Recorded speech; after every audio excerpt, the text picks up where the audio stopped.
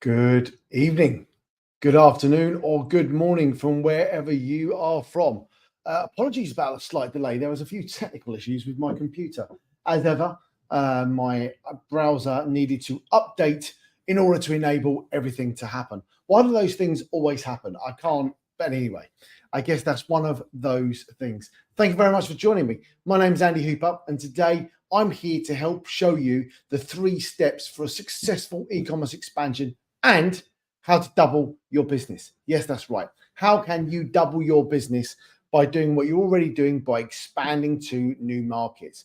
And today I'm going to give you what those 3 secrets are, or the 3 steps to enable that e-commerce expansion. So thank you very much for joining me.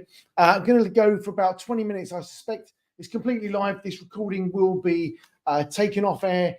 We do this every Wednesday, so you need to make sure you stick around so you can listen to all of it. There's no recording, and we don't record this at all. So thank you very much for joining me, and I'm going to go through this with you now because for me, this is one of the key things that everyone really needs to look at for their business. So on today's agenda, what we're going to talk about, we'll have a little introduction first. We're going to talk about what and where the opportunities are when you're looking to expand your business. We're going to look at the 3 steps to any expansion, and then I'm going to give you 2 options of what that looks like, of what and where you can go from there. I'm not going to be selling anything on this. This is all about giving you the information about what you need to give you the 3 secrets to expand. So my name's Andy Hooper. I'm the CEO at Global E-commerce Experts and Expandly. I'm an investor at GE Capital. Now, I've been involved in e-commerce for 16 odd years. I first started selling silicone watches on Amazon and flipping things on eBay. We've successfully expanded thousands of sellers just like you to new markets in Europe mainly, and US sellers typically. So, expanding. Let's talk about expanding, because it's one of those things that everyone says is too complicated, it's too difficult, and we're going to come on to that at a later date. But when you realistically think about it, when you're expanding to a new region, you don't need any new products, all right? So you don't need to think about, okay, I need to create a new product. What does that look like? How do I need to build that? What does that look like? You need to, but what you are going to do is increase sales per SKU, right? So if you sell 1,000 units in one region, you sell another 1,000 other units, your minimum order quantity, you're building that out, and you can reduce or increase, depending on which way you look at it, have bulk purchasing powers, right? Helps you diversify that risk by having products in different regions and enable you to sell in those different places. It's obviously going to give you more optimization in many, many places, whether that be keywords, whether that be logistics, or lots of other things. There are tax benefits around the world where expanding to a new market, opening a new company, etc., there are benefits to doing some of those things. And obviously, it gives you greater negotiation power for your business as a whole, whether you're looking to exit in the future, whether you're looking to build your brand further. So there's loads of different key things you need to consider when you're expanding. But let's talk about global domination, because most sellers that I speak to are focused on that global piece. How do we get our business, our e-commerce brand, to globally dominate?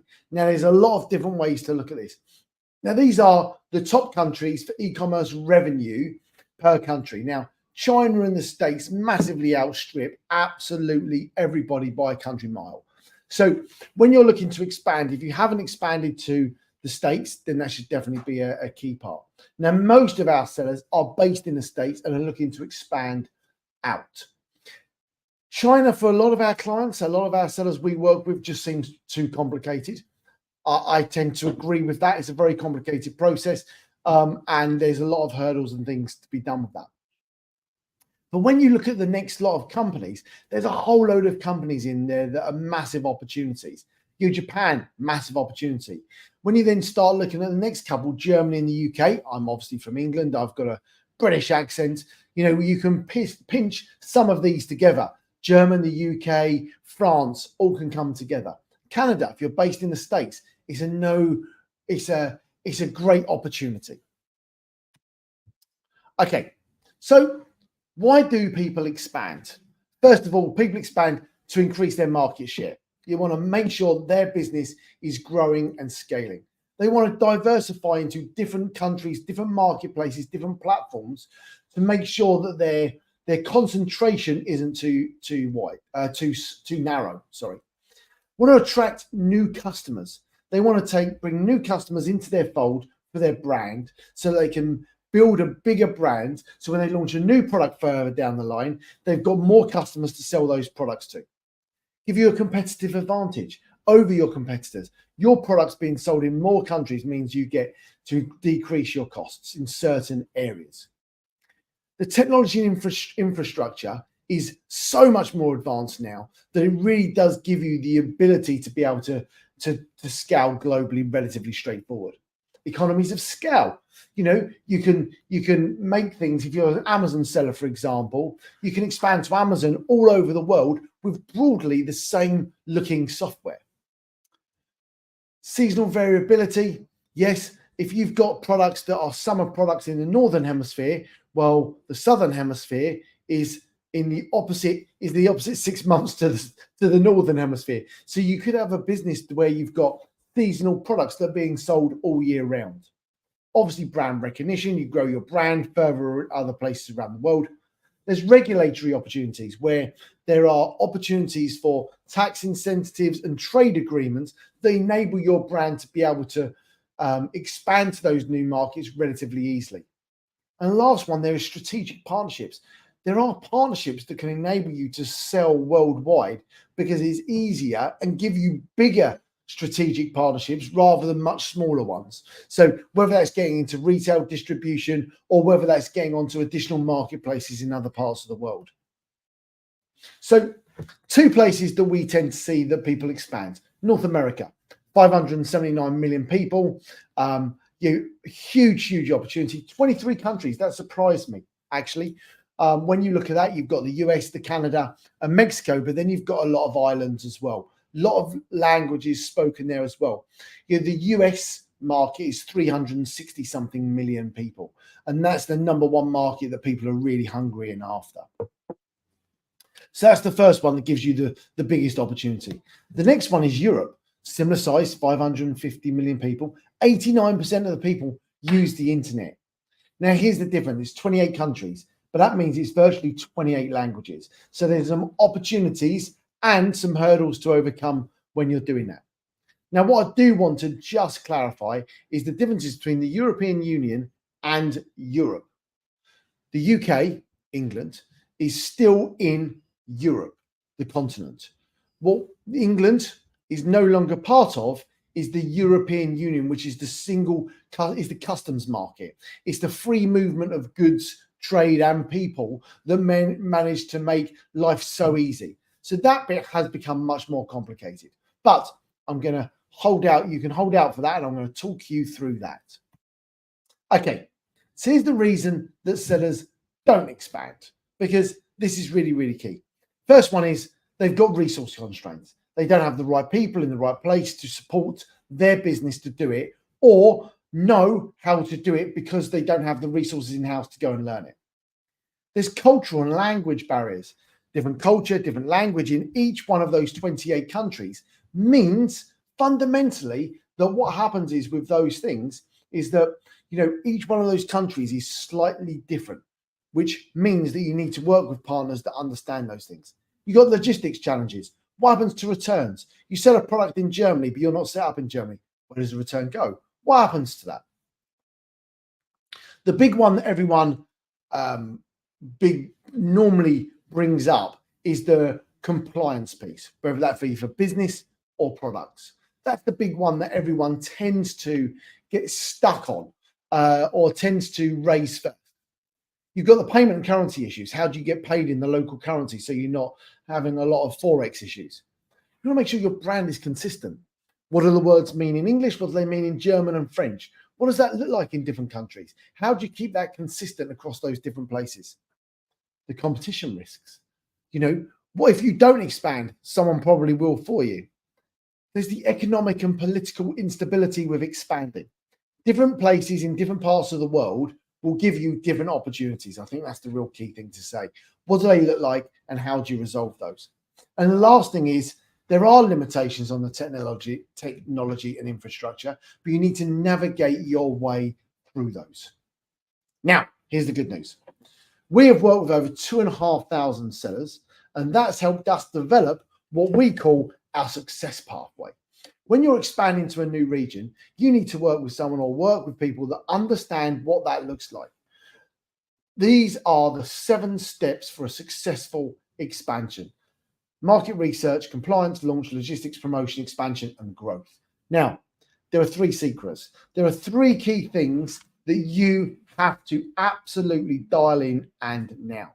And the first one is compliance. And let me talk you through that, because compliance comes in several different areas, and you need to make sure you understand what they are. The first one is your business. Your business needs to be compliant with the regions in which you're selling. And here's the takeaway. Key takeaway you need to understand. If you're selling products in another country, that country wants to thank you for letting you sell those products in that country. And that, my friends, is called tax. So wherever you're selling those products, now there are a whole load of things to consider when you're looking at the tax. Where is it best to launch? What happens if you're not fulfilling in that country? What about if my stock's not stored in that country? How does that work? What platform am I selling on? What marketplace am I selling on? What about customs coming in for import tax? What about when I sell products at sales tax? There's lots of different things to consider. And that's why you need to make sure you've got that absolutely perfectly dialed in to make sure you're working with the right partners to support you. But compliance, business compliance, mainly focuses around tax. You want to make sure your IP, your intellectual property, is relevant in the region, trademarks and things like that. You need to make sure they're done. And I'll put payment processing in here for the business, because if you can't accept payments, quite honestly, you can't get paid. If you can't get paid, you don't make money. And if you don't make money, you don't have a business. So what you need to do there is 100% make sure that what you're doing is making sure you've got an opportunity to be paid. So that's the business piece covered off. The next thing is products. Now, there's 3 areas to your products you need to make sure you cover. You need to make sure your product, so let me dial that back one step. You need to make sure that you've identified the regulations your product falls under in that country. So you need to make sure that if it's a medical device, it's a cosmetic, if it's a health product, it's a supplement, whatever it happens to be, you need to make sure you've identified the regulations that product falls under, so that you can make sure that it's compliant, obviously. Now, here's the thing with that, is that if your product hasn't hurt anyone, injured anyone, or God forbid, or whatever your preferred is that you haven't killed anyone, then the chance of it doing it in a new country is pretty slim. But there are hurdles that have to be overcome to make sure that you're making sure that those products meet those regulations. So here's the 3 steps. 1, identify the regulations your product falls under. 2, make sure your product meets those regulations and has certificates to show it meets those regulations. And number 3, the labeling on the product, the carton and the instructions all are compliant with the regulations as well. So 2 parts of compliance: business and product. You want to make sure your business is products, your business is compliant, you're paying tax. And secondly, that your product meets the regulations and all the compliance of those regulations in that region, so they don't get held up at customs. Talking of customs, secret number 2, logistics. 4 things to consider. How are you going to ship your products into the region? Is it air freight? Is it shipping? Is it road? Is it rail? Whatever that might be, you need to make sure you've got the ability to get your products from the manufacturer to the warehouse where they're going to be able to distribute your products for you. Now, you're going to ship the products. When you ship the products, you need to make sure you've got customs. You need to make sure that the customs piece of what you're doing is dialed in. You need to make sure the custom agent understands the customs regulations in the region in which you are shipping into. If they're organic, do they understand how to do organic? If it's electrical, if it's hazmat, whatever that looks like, you need to make sure that the customs agent identifies and knows what your products are and that they can clear them in region. And that's where, in the previous step, product compliance is absolutely critical to making sure you don't get held up at customs. Now, the next thing, you've shipped the products, you've got them into region, you need to make sure you can get them in the hands of your customer. Now, whether that be B2B, shipping into an Amazon warehouse or a distributor or a retail unit, you can get it to those business addresses. You also need to make sure you've got the ability to send, ship direct to the consumer, either from your own platform or from a marketplace, B2C or D2C. Now, once you've got that piece sorted, you need to make sure you can get the returns sorted in those regions as well. Because if someone wants to return the products, how do you return it? Where does it go? What address do you use? Can you do that in a local market? You don't want them sending it. You send a product to Germany, you've got nowhere of them returning it to Germany, and they give you a 1-star review because they can't return it. You want to make sure you can get that back to a local address in the region. So when you get to the second step of the success and making sure the second secret is solved, shipping, customs, fulfillment, and returns are the key parts of that. That's first of all, is your compliance. Second part is logistics, because you need to make sure you can get the product from the manufacturer to your customer's hands as quickly and as efficiently and as cost effective as possible. Okay, third secret, online distribution. You need to make sure you can get your products online so that people can see your product so they can buy it. Is that a marketplace? Is that a platform? Now, if you're already selling on Amazon or the likes of that in one region, and it sells, and that marketplace is available in the new region, then start on that. It makes perfect sense.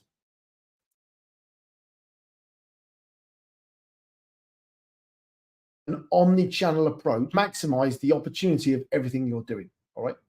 Now, off the back of that, you need to make sure that the translations that you've got are relevant. You need to make sure that translations or the product can be read in the language in which you are selling in. Okay.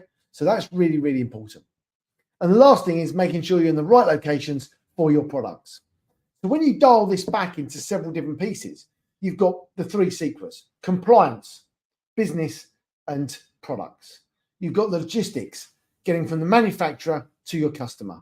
And then you've got the online distribution, making sure you've got the opportunity to get your products into a sales channel that people can see. Oops. Okay, so here's the process. You've got to be really, really straightforward, really, really simple. And the product goes from, all the way through. Is someone responsible for the product? Can you do the taxes? Can you set up the marketplace, ship the products, get it through customs, put it in a warehouse, fulfill it? Do you need returns? Making sure you've got it online and you can optimize your stores through clever software like Expand. You've got the 3 steps there. You can clearly see you've got the compliance, you've got the logistics, and you need an omni-channel approach. Now, our vision is to globally expand brands, and our mission is to change the way the world expands their business. If you'd like to join the tribe of entrepreneurs, a tribe of entrepreneurs that want to globally dominate, then join us at the Expanders. This is a social group of entrepreneurs that want their brands to globally dominate. I want my brand to globally dominate. That's what I'm here to do, and that's what I want to do, because I believe that that's right for you as individuals and right for your businesses. So please join us and join us along our journey. Now, I told you got 2 options. 2 options are do nothing, and the second one is do something. But let's just talk about the do something for a minute. You need to make sure you've got the costs and the resources available for you to be able to expand. Now, I've done a lot of information on this in the past. I'm not going to dwell on this. You've now got the 7-step pathway. You've got the 3 secrets. Now, if you're in number 2, do something, then here's your options. Join our LinkedIn or Facebook community, the Expanders. Right, so they're new communities. We're just getting them started. They're a great opportunity for you to be able to get involved and see what's going on. Okay. Follow and look at all of our content and build a relationship with us. We have hours and hours and hours, hundreds of hours of YouTube videos or podcasts, whatever works for you, to be able to go and listen about how to expand your business. We tell everyone exactly how they can do it.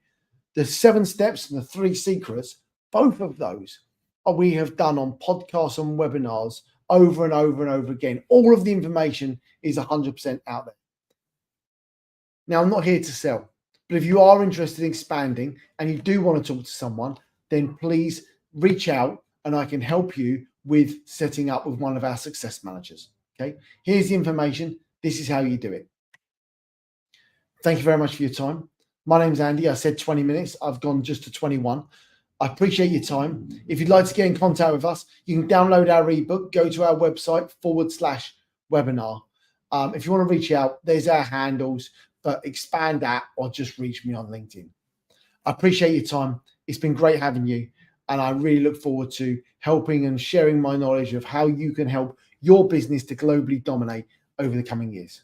Thanks very much. My name's Andy, and I look forward to seeing you expanding into Europe soon.